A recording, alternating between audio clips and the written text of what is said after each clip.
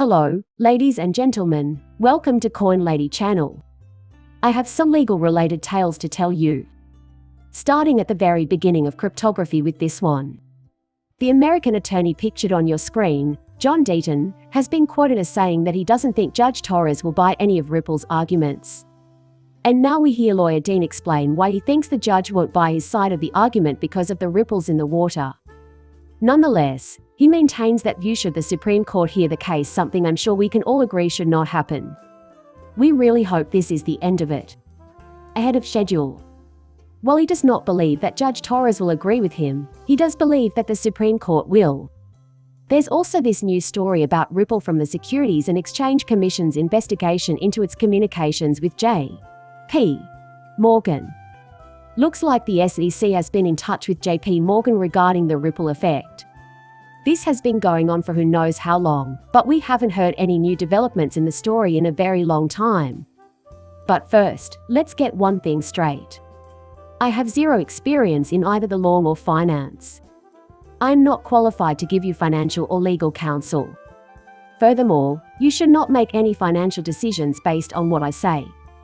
I'm just a hobbyist who likes to share his knowledge on crypto-related topics through YouTube videos. But only as a pastime and for recreation. Just to be clear at the outset of this video, Attorney Deaton's perspective on whether or not Ripple wins has not shifted regardless of whether or not Ripple wins this particular argument. With that out of the way, let's get into the first story and hear his thoughts on why he thinks that won't have been the case anyway. And if you're talking about an outright victory, he still thinks you have a much better chance of it happening with Ripple than with the SEC. Well, the terms of peace are as follows. The law of DT and things. While Torres does not agree with one of Ripple's arguments, he is confident in the company's ability to prevail in court.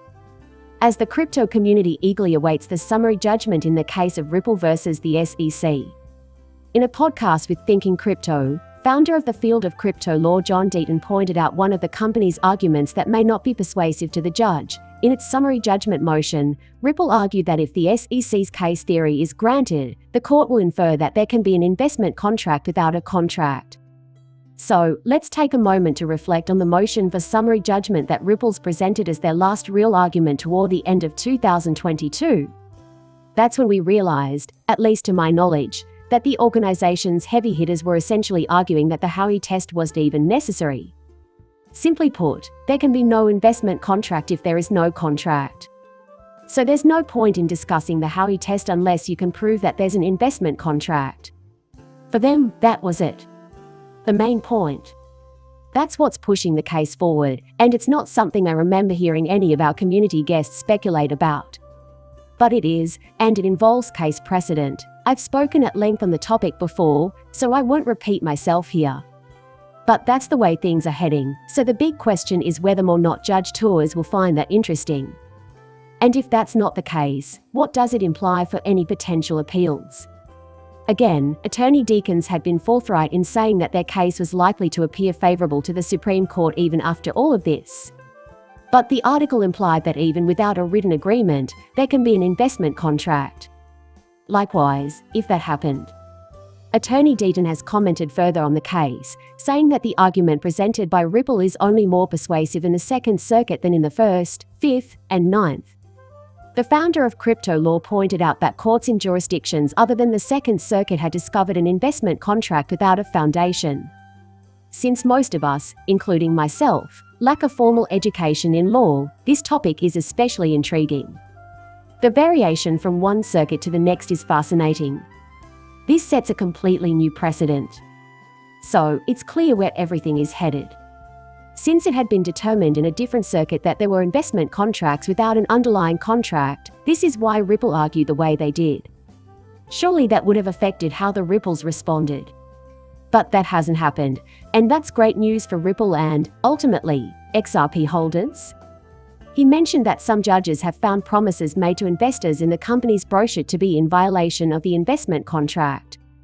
It's worth noting that in 2014, the top blockchain companies in Silicon Valley distributed a brochure to roughly 100 potential investors. Judge Torres may be interested in Attorney Deaton's Ripple's approach, he says. Although Ripple argued that since there was no underlying contract, the transaction did not constitute an investment contract.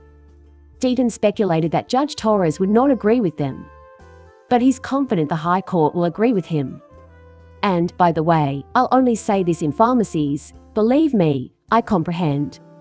She can make whatever decision she wants, but a ruling in that direction would make my biscuits feel a little bit scalding. Given that the SEC never mentioned any specific illegal dealings they discovered.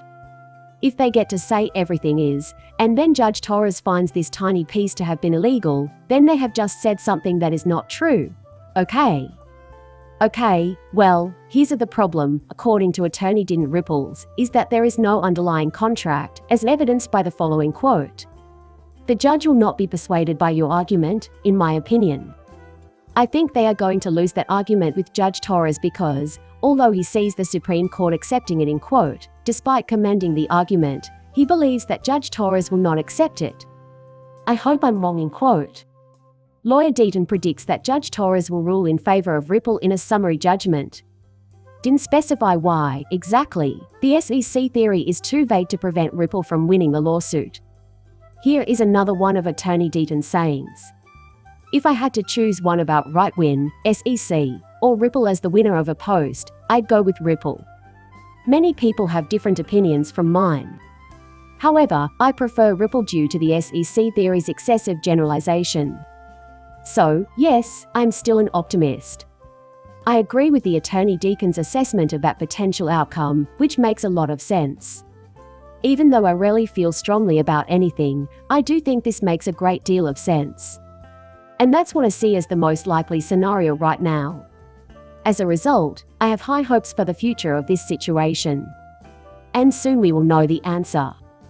It's already April, so there can't be any more delay in making a decision. One day, we'll all wake up and the news has already happened.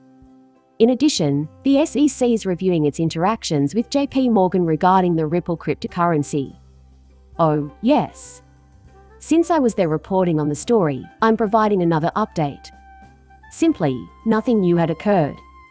And how long that was, I have no idea, the days have all run together at this point.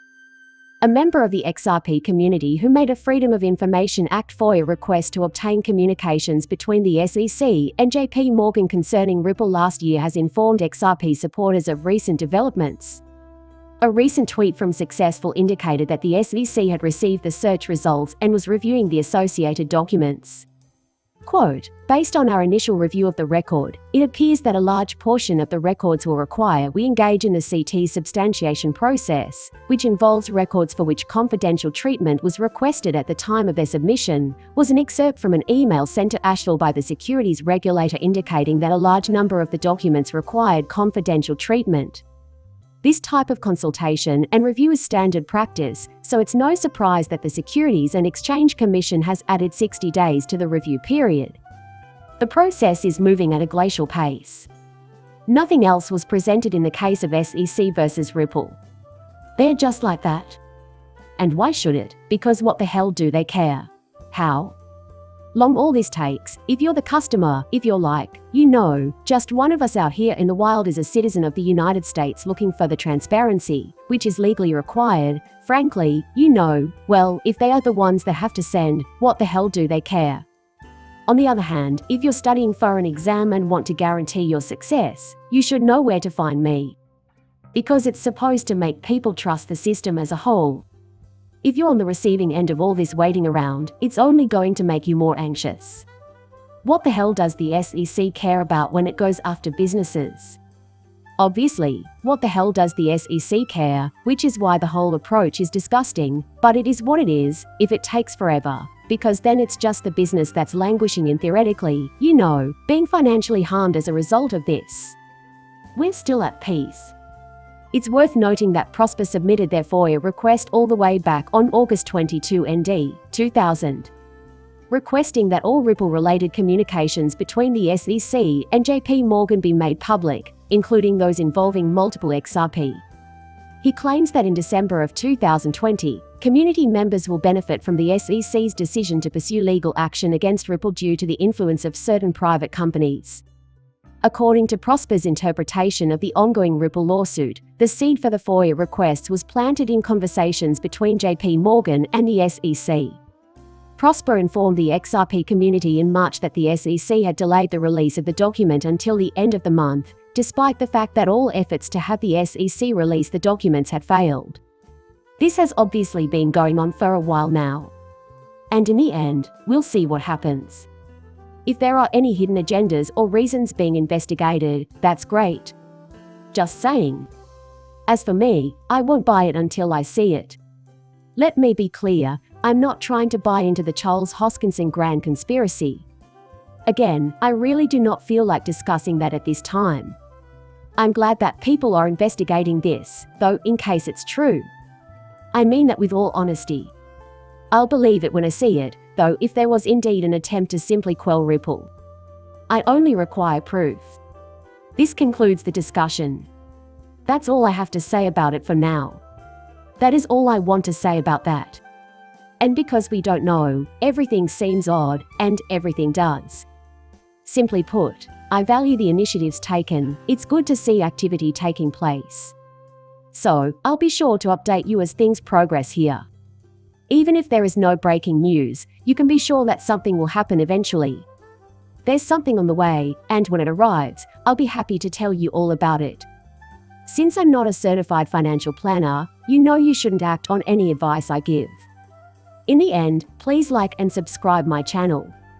See you in the next one. Bye.